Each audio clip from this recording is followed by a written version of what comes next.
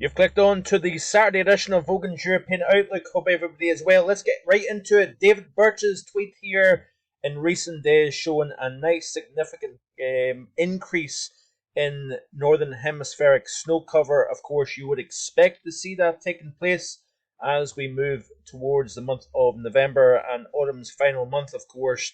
But a nice increase nonetheless in terms of not only snow cover across much of Siberia, compared to around the end of September. So this is the difference between Wednesday the 27th of September at the top versus Wednesday the 25th of October at the bottom, and quite a notable difference in terms of snow cover, not only across Siberia but also notice across Scandinavia. Quite difficult to see, I do apologise for that.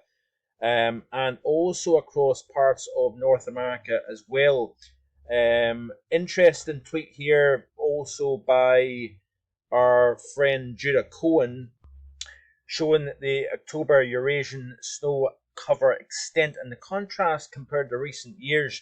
Now, despite an acceleration, though barely, he says, in snow cover advance across Eurasia, October 2023 continues to bounce off the bottom, competing with years like 2019 and 2022 for last place, because we did see a bit of an increase quite early on during September, and then it really dropped off, and but also not too far behind 2020 and 2021. So far, acting more like a La Nina than an El Nino, which is rather interesting. Here's a recent tweet by Tyler Stanfield showing that as we start to get nearer and nearer the end game to the Atlantic hurricane season, wanted to show you here the tracks in particular. I find this is a rather interesting Atlantic hurricane season of 2023, because notice a lot of these tracks are originating over the eastern tropical Atlantic.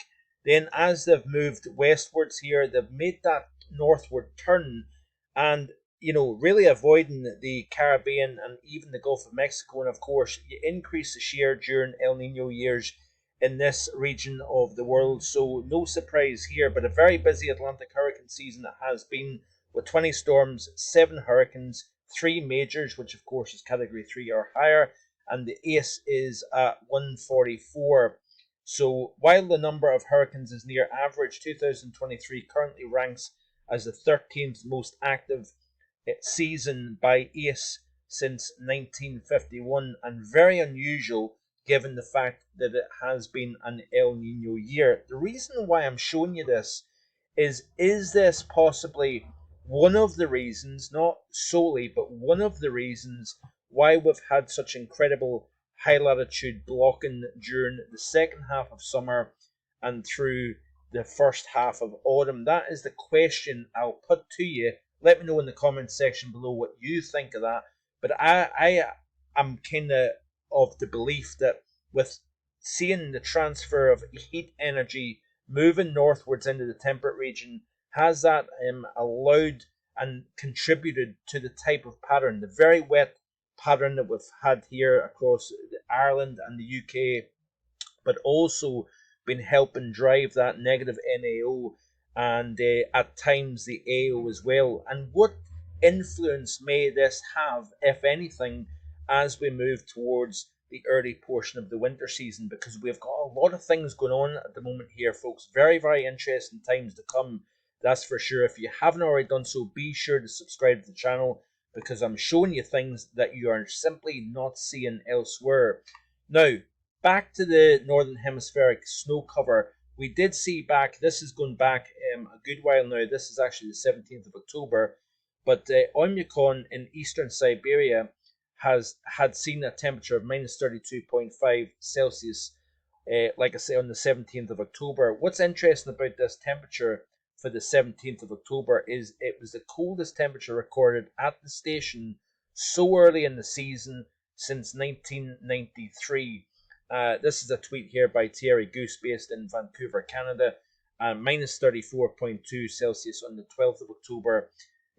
So we did see the temperature back on the 12th of October 1993, a colder minus 34.2 Celsius. but it's far from any record for this time of the year. Also, Dalyanka recorded a temperature of -30. The reason why I'm saying this and I'm showing you this is that we have got an interesting increase in recent times of not only snow cover across the northern hemisphere, but the cold has been growing as you would typically expect to see. Now, this is the GFS snow depth in centimeters projection for the current period here. So this is yesterday, Friday, 27th of October. You can see here the snow covering a good swathe of Siberia and even a swathe of northern United States as well. We've seen a pretty significant snowstorm over the northern Rockies, the northern plain states in recent times. I'm going to touch on that in a bit more detail in just a second here. But even the northern portions of Scandinavia, we've had a decent amount of snow. Look at the difference as we move towards Sunday the 12th of November, and we significantly increase once again the snow cover, not just across Siberia, but also across much of Canada, and also Scandinavia. We increase the snow cover here as well.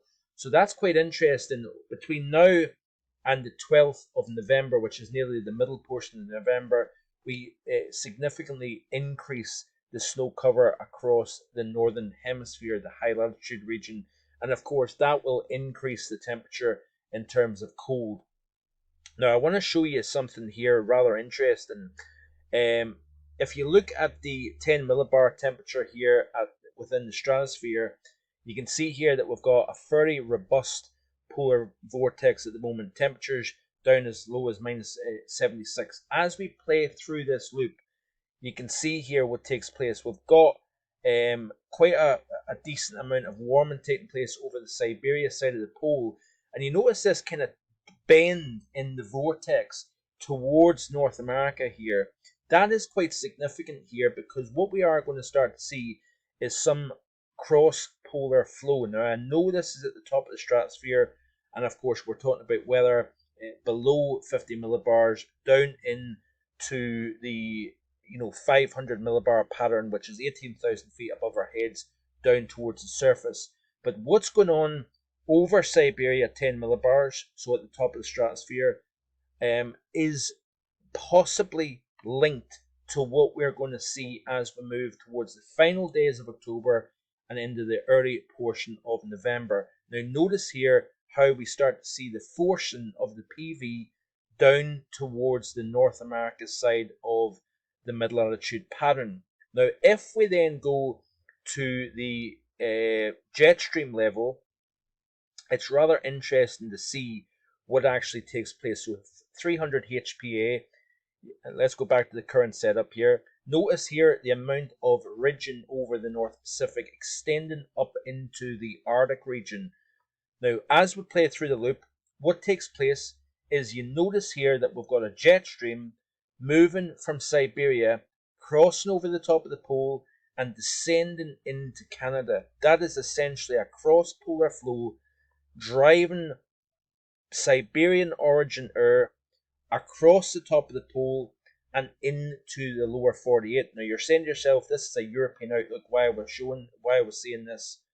That's quite significant because look at the jet stream exiting North America as we go into the period here early next week. So this is Monday the 30th of October.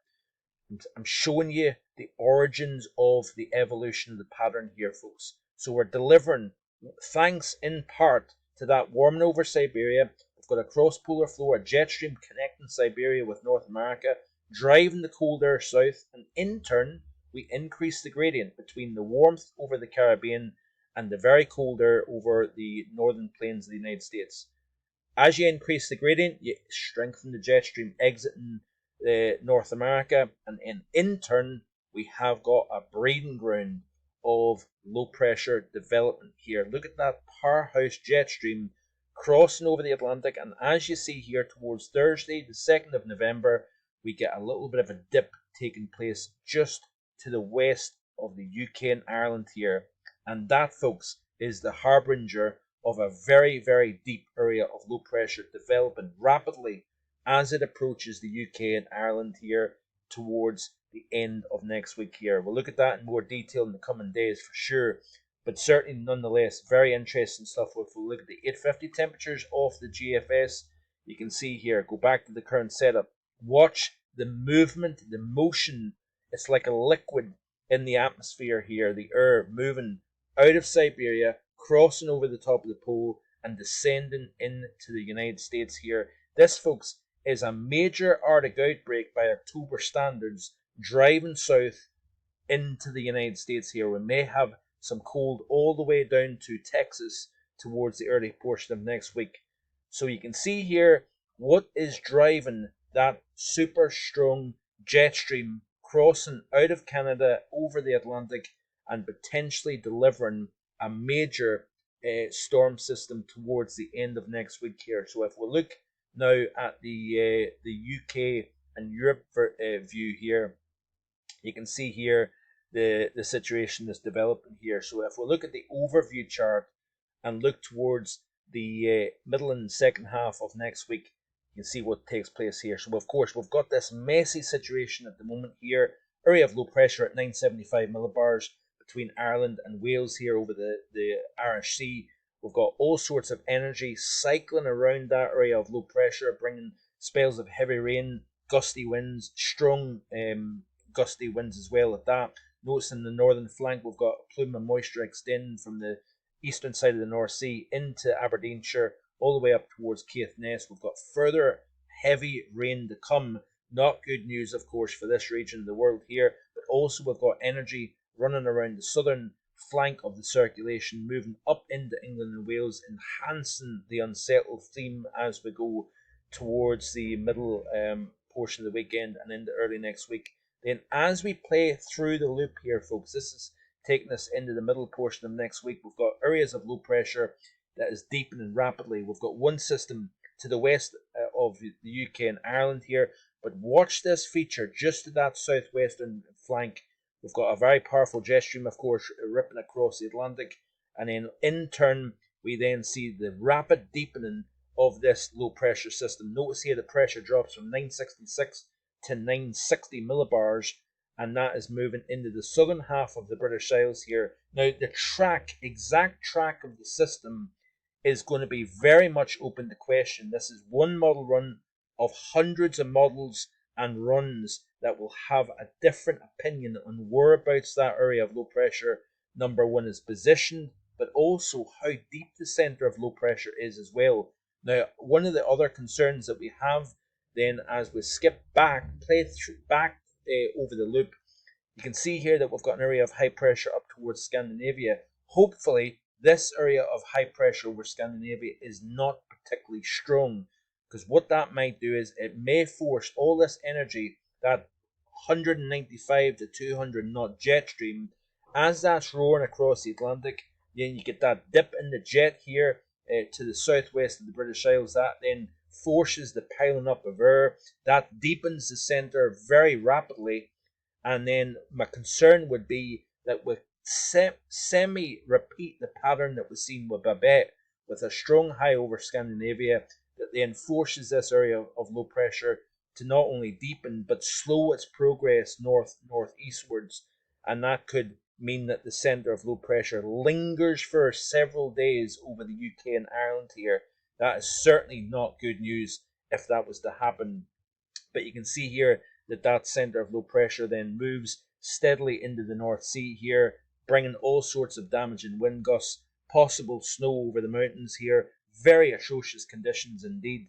And this certainly is a very, very potent situation indeed. Notice here that we have another system that moves in towards next Saturday here. So this, folks, is a loaded pattern. Yes, Arctic air focused over North America, but what happens over North America then creates the downstream domino effect in terms of the UK and Ireland and western portions of Europe here. So as always, be sure to like, share and subscribe.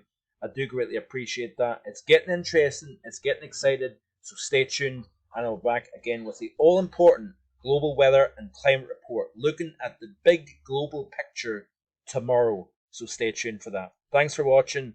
Enjoy the rest of your Saturday. Bye for now.